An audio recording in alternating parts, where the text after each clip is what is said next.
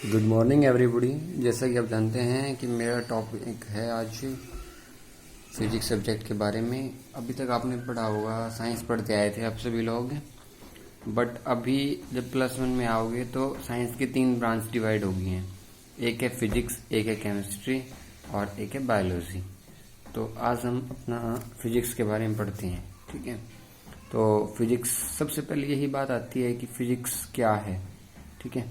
तो फिजिक्स वो ब्रांच है साइंस की जिसके अंदर हम नेचुरल और नेचुरल फिनोमिनाज के बारे में स्टडी करते हैं। तो we can say that physics is the branch of science which deals with the study of nature and the natural phenomenas.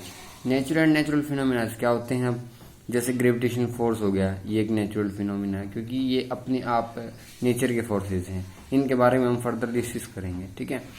अब बात आती है एक कि साइंस क्या था सर, हमें तो साइंस का भी नहीं पता। तो साइंस क्या था? साइंस एक वर्ड है लेटिन भाषा का, लेटिन वर्ब, जिसका मतलब है साइंटिया। और साइंटिया का मतलब ही क्या होता है? नोन, कि जानना, ठीक है। उसके बाद फिजिक्स, फिजिक्स फर्दर 4 पार्ट्स में डिवाइड हो जाती है। जिस प्रकार हम जानते हैं, अभी हमने डिस्कस किया था कि साइंस 3 पार्ट्स में डिवाइड हुई है, तो फिजिक्स फिर 4 पार्ट्स में डिवाइड होगी। One is the mechanics, second one is the electrodynamics, third one is the optics और fourth one is the thermodynamics. हम इनके बारे में, हर एक के बारे में अलग अलग पढ़ेंगे, बट अभी आपको इसके बारे में ज़्यादा पता होगा। ऑप्टिक्स, ऑप्टिक्स के बारे में आप मेनली पढ़ के आए हो 10वीं क्लास में। क्या था एक्चुअली, जो हमने एक चैप्टर किया था लाइट वाला, रिफ्लेक्शन, रिफ्लेक्शंस, जितने भी फिनोमिनाज होते थे लेंस के द्वारा, मिरर के द्वारा, वो सारे क्या थे? ऑप्टिक्स में आते हैं हमारे, ठीक है। तो जब भी आएंगे हम चारों को 1 बाय 1 डिस्कस करेंगे। तो अब हमने फोर्स की बात कर रहे थे, तो फंडामेंटल फोर्सेज ऑफ नेचर 4 है हमारे पास। Gravitation force, electromagnetic force, strong nuclear force और one is the weak nuclear force. लेकिन बात आती है सर हमें तो फोर्स भी नहीं पता क्या होता है। तो फोर्स क्या होता है? फोर्स सिंपल सी बात है कि इट इज एक्शन, पुल और पुश। किसी चीज को हम पुल करें या पुश करें, वही क्या है? फोर्स है। बट मैथमेटिकली लिखना हो तो क्या होता है? फोर्स का फॉर्मूला क्या है? Mass into acceleration. अब सर मास क्या होता है? मास होता है हमारे पास quantity of matters present in the body, और मास एक कांस्टेंट बॉडी है, ये चेंज नहीं होता, इसके ऊपर ग्रेविटी का कोई इफेक्ट नहीं पड़ता। जब हम वेट की बात करते हैं तो वेट का फॉर्मूला होता है mg, mass into acceleration due to gravity.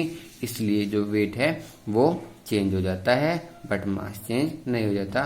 For example, जो हमारा वेट है, अगर हम मून पे जाते हैं तो अर्थ का 1/6 हो जाता है। एक एग्जाम्पल से समझते हैं कि अगर हम यहाँ पे 60 किलो के हैं, तो हम अगर चांद पे जाएंगे तो हमारा वेट 1/6 हो जाएगा। मतलब जो बंदा 60 किलो का है तो वहाँ पे 10 किलो का हो जाएगा। तो कोई टेंशन वाली बात नहीं। अगर यहाँ पे कोई मोटा है तो उसका वेट आज भी किसी और जगह पर कम है, ठीक है। अब बात आती है एक्सेलेरेशन। एक्सेलेरेशन क्या होता है सर? एक्सेलेरेशन का फॉर्मूला है वेलोसिटी अपॉन टाइम। सर हमें तो वेलोसिटी भी नहीं पता। वेलोसिटी क्या होता है? वेलोसिटी होता है डिस्प्लेसमेंट अपॉन टाइम। अब बात आती है सर हमें तो डिस्प्लेसमेंट भी नहीं पता। तो डिस्प्लेसमेंट क्या होता है? डिस्प्लेसमेंट होता है कि जब हम 2 पॉइंट्स के बीच की shortest distance, shortest path between 2 objects is known as velocity. तो ये हम पूरा फोर्स को डिस्क्राइब कर रहे हैं, ठीक है। उसके बाद हमने 4 फोर्स पढ़े थे, 1 बाय 1 के बारे में देखते क्या होते हैं। सबसे पहले होता है ग्रेविटेशन फोर्स। ग्रेविटेशन फोर्स आपको पता है कि जब कोई भी 2 ऑब्जेक्ट्स हैं उनके बीच अट्रैक्शन का कारण कौन है? ग्रेविटेशन फोर्स है। कोई भी 2 ऑब्जेक्ट हो गए, ठीक है, जैसे हमारे स्टार्स हो गए, मून्स हो गए, सन हो गया, या हम हो गए, हम धरती पे टिके हुए हैं, तो कौन से फोर्स के कारण टिके होते हैं? ग्रेविटेशन फोर्स के कारण, ठीक है। अगर मैथमेटिकली बात करूँ तो ग्रेविटेशन फोर्स क्या है? It is the force between 2 objects having their mass m1 and m2, और उनके बीच की डिस्टेंस कोई r होनी चाहिए। और ये जब हम इसके बारे में डेरिवेशन सोल्व करेंगे तो हम तब सोल्व करेंगे क्या? Gravitation force. अब ये क्या होता है? इतने स्ट्रॉन्ग नहीं होते, इससे बहुत स्ट्रॉन्ग फोर्स आएंगे तो ये क्या है? वीकेस्ट फोर्स हैं, ठीक है। और दूसरी बात हमने पढ़ा कि हर जगह पे लगते हैं, तो ये यूनिवर्स के फोर्स है, हमने नहीं बनाया। थर्ड वन क्या था? ये म्यूचुअल अट्रैक्शन है, 2 बॉडी के बीच में अट्रैक्शन है, ठीक है। उसके बाद हम सेकेंड बनाते हैं इलेक्ट्रोमैग्नेटिक फोर्स। इलेक्ट्रोमैग्नेटिक फोर्स क्या थे? अब ये लगते हैं कि नहीं, चार्ज पार्टिकल्स के बीच में। चार्ज पार्टिकल्स कौन से होते हैं? जैसे प्रोटॉन्स हो गए। प्रोटॉन्स कौन से? Positive charge particles. अच्छा, उसके बाद कौन से? इलेक्ट्रॉन। इलेक्ट्रॉन होते हैं नेगेटिव चार्ज पार्टिकल्स। अच्छा, एक बात पढ़ी थी हमने जब हम सेल वाला चैप्टर पढ़ रहे थे, सेल वाला बायोलॉजी वाला नहीं, केमिस्ट्री वाला, कि के सेल में कितने इलेक्ट्रॉन्स होते हैं, एल इलेक्ट्रॉन्स एल में कितने होते हैं, एम में कितने होते हैं। तो हमने पढ़ा था कि के में 2 होते हैं, एल में 8 फिलअप करते हैं, एम में 18 फिलअप करते हैं। तो उसमें हमने पढ़ा था जो न्यूक्लियस होता है उसमें 2 चीज़ होती हैं, प्रोटॉन एंड न्यूट्रॉन। तो अब मैं बात करता हूँ कि न्यूक्लियस पे क्या चार्ज होता है। तो अब देखो, प्रोटॉन पे होता है पॉजिटिव, और भाई आपका न्यूट्रॉन पे होता है नो चार्ज। तो पॉजिटिव प्लस नो चार्ज क्या बनेगा, न्यूक्लियस पे पॉजिटिव चार्ज। तो देखते हैं क्या फीचर्स है हमारे इलेक्ट्रोमैग्नेटिक फोर्स के। क्या, फोर्स बिटवीन चार्ज पार्टिकल्स, ठीक है। दूसरी बात, like gravitation force these forces act over a large distance and not need any medium. इनको भी उनकी तरह किसी मीडियम की जरूरत नहीं होती, ठीक है। जिस प्रकार मैं एक वेव की बात करता हूँ, हमारे बोलते हैं और मैं बोल रहा हूँ, आप सुन पा रहे हो, तो क्या है कि मीडियम है ना। कौन सा मीडियम है, एयर मीडियम है, क्योंकि हमने पढ़ा था कि हम कौन साउंड वेव कौन सी वेव है। अच्छा, 2 वेव होती हैं, मैकेनिकल वेव और इलेक्ट्रोमैग्नेटिक वेव। मैकेनिकल वेव कहते हैं जिनको ट्रेवल करने के लिए किसी मीडियम की जरूरत नहीं होती, और इलेक्ट्रोमैग्नेटिक वेव होती हैं जिनको ट्रेवल करने के लिए मीडियम की जरूरत होती है, ठीक है, ओके। उसके बाद ये क्या होते हैं, 10⁻36 times stronger then gravitation force, ठीक है। मतलब ये क्या है, वो वीकेस्ट थे, ये इनसे कितने स्ट्रोंगर है, 10⁻36।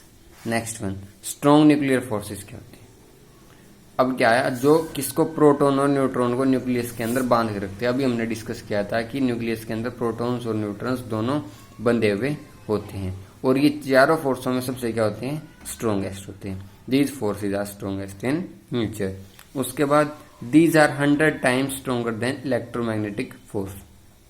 देखो, वो उससे 10⁻36 ज्यादा थे, और ये इससे भी स्ट्रॉन्गेस्ट है, मतलब ये इन दोनों में स्ट्रॉन्गर हुआ ना, और होगा भी। हमने पहली लाइन में पढ़ा तो है कि स्ट्रॉन्गेस्ट इन ऑल फोर्सेस। और ये क्या है, इट इज चार्ज इंडिपेंडेंट, मतलब इनके ऊपर चार्ज का कोई इफेक्ट नहीं पड़ता है, चार्ज से स्वतंत्र है। उसके बाद आया वीक न्यूक्लियर फोर्सेस, ठीक है। ये क्या होते हैं, नाम से है वीक, बट ये मत समझ लेना कि सब में वीक है।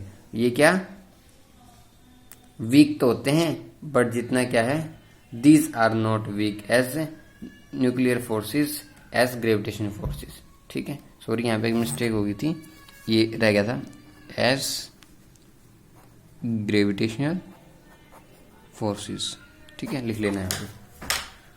उसके बाद क्या था, these are weaker than strong nuclear and electromagnetic, मतलब इनसे तो ज्यादा होते हैं लेकिन इन दोनों से वीक होते हैं। अब आप समझ गए होगे, ये तो सबसे स्ट्रॉन्ग हैं, ठीक है, ये सबसे वीक हैं, ये सेकंड नंबर पे हैं और ये थर्ड नंबर पे हैं।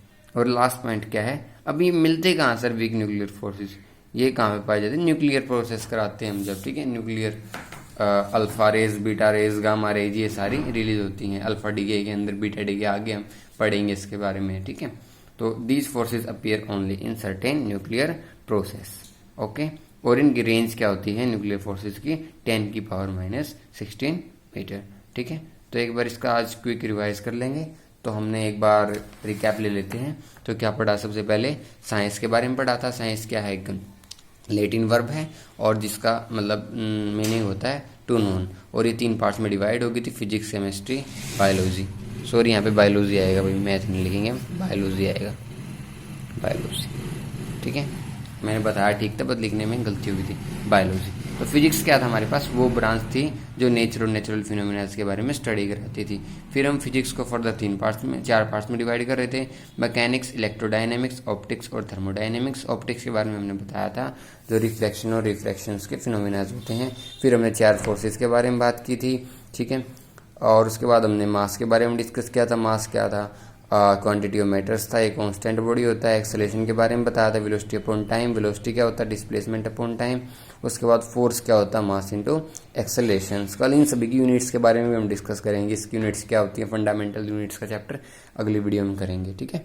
तो ग्रेविटेशन फोर्सेस क्या थे हमारे पास, force of mutual attraction between 2 objects. और क्या होते हैं, यूनिवर्सल फोर्सेज होते हैं, weakest force in the natures होती हैं। और force between charge particles, like gravitation force, these forces over large distance and not, इनको किसी मीडियम की जरूरत नहीं होती। एक लार्ज डिस्टेंस के फोर्सेज होते हैं, ये क्या होते हैं 10⁻36 time stronger then gravitation forces होते हैं। उसके बाद स्ट्रोंग जैसे नाम से डिफाइन, तो क्या होते हैं सबसे स्ट्रोंगेस्ट होते हैं, और ये क्या प्रोटॉन और न्यूट्रॉन को बांध के रखते हैं, और ये क्या होते हैं चार्ज इंडिपेंडेंट होते हैं, और ये 100 टाइम स्ट्रोंगर देन होते हैं किससे, इलेक्ट्रोमैग्नेटिक फोर्सेज से। और लास्ट वन है weak nuclear forces. These week forces but नाम तो वीक है, बट ये ग्रेविटेशन फोर्स से वीक नहीं होते क्योंकि वो सबसे वीकेस्ट हैं, ठीक है। These are weaker than strong nuclear and electromagnetic, but इन दोनों से वीक होते हैं। इनकी रेंज कितनी है 10⁻16 meter. These forces appears only in certain nuclear process, ठीक है। थैंक यू, आज के लिए ये रहेगा।